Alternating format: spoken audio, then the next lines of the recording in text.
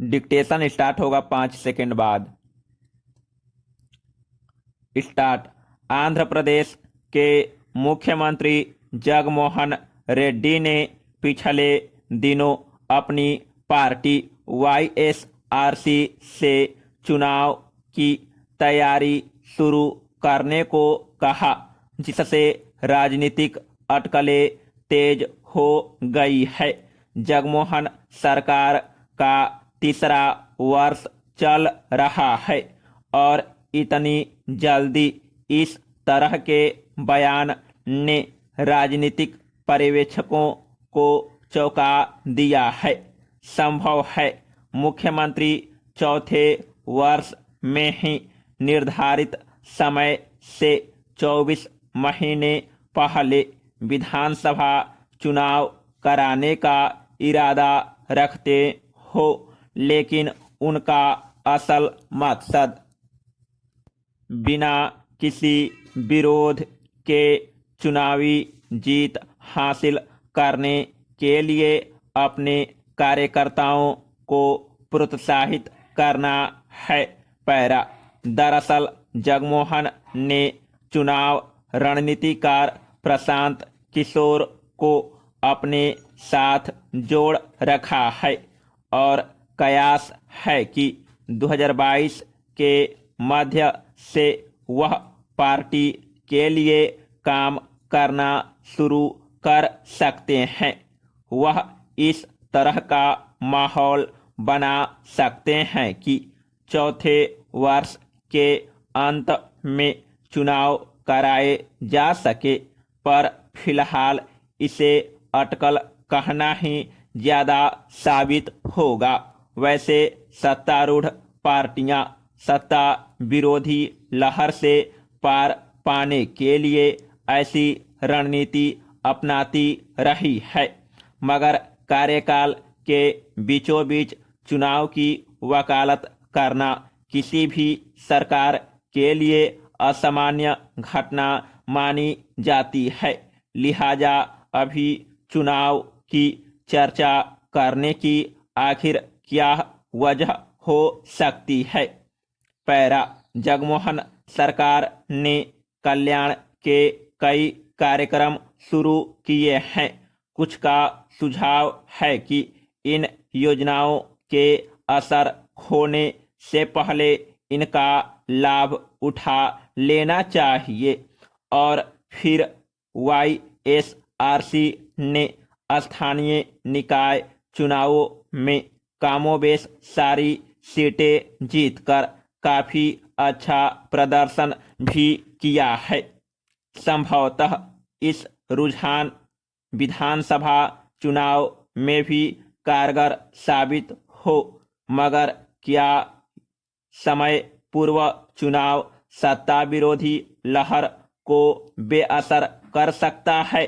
अकादमिक अध्ययन बताते हैं कि नवनिर्वाचित सरकार के लिए शुरुआती महीने काफी हद तक मधुमास जैसे होते हैं, लेकिन दूसरा वर्ष पूरा होते होते साख फीकी पड़ने लगती है और मतदाता शासकों में दोष खोजने लगते हैं।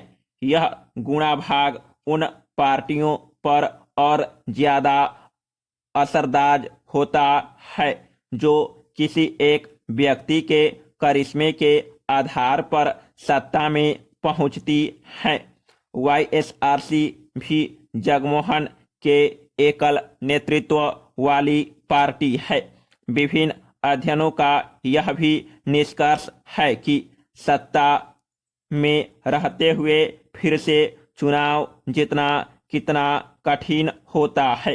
हालांकि राजनीतिक दल आमतौर पर सत्तारूढ़ व पूर्व मंत्रियों को टिकट न देकर बीच का रास्ता निकालने की कोशिश करते हैं, लेकिन यह मसला तब और उलझ जाता है जब पार्टी का नेतृत्व ऐसा व्यक्ति कर रहा हो जो अपने करिश्मे पर जीतता हो। भारतीय चुनावों पर न्यूयॉर्क विश्वविद्यालय का एक अध्ययन बताता है कि सत्तारूढ़ नेता फिर से यदि चुनाव मैदान में उतरते हैं तो परिस्थितियां पहले से ही 15% उनके खिलाफ होती है।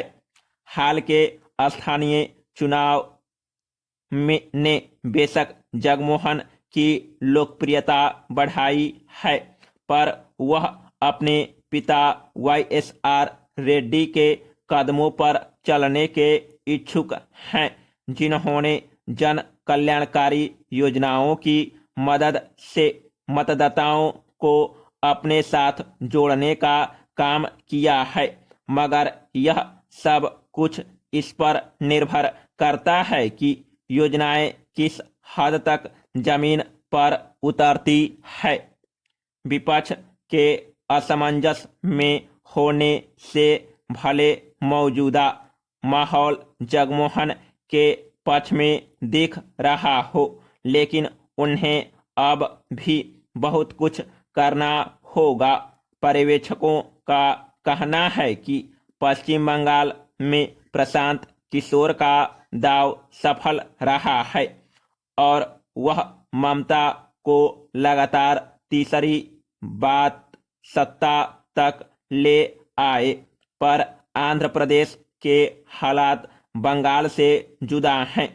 अपने पिता की मौत से उपजी सहानुभूति और कांग्रेस आलाकमान के खिलाफ उनके मुखर विरोध से पैदा हुई जनभावना ने जगमोहन को सत्ता तक पहुंचाया है। उन्होंने राज्य के विभाजन का भी विरोध किया था, मगर उनका शासनकाल प्रभावशाली नहीं रहा है। नई राजधानी अमरावती का निर्माण उन्होंने रोक दिया और 4 प्रशासनिक केंद्र बनाए, जिससे लोगों को काफी परेशानी हुई है।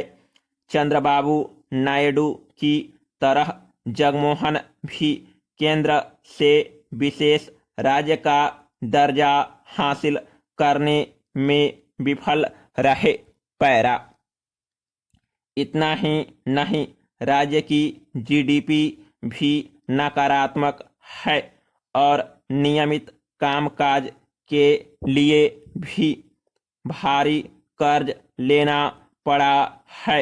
ऐसे में जगमोहन जन कल्याणकारी योजनाओं पर काफी खर्च करने की प्रतिबद्धता जताई है, तो क्या वह जल्द चुनाव का दाव चलाने वाले हैं? समाप्त।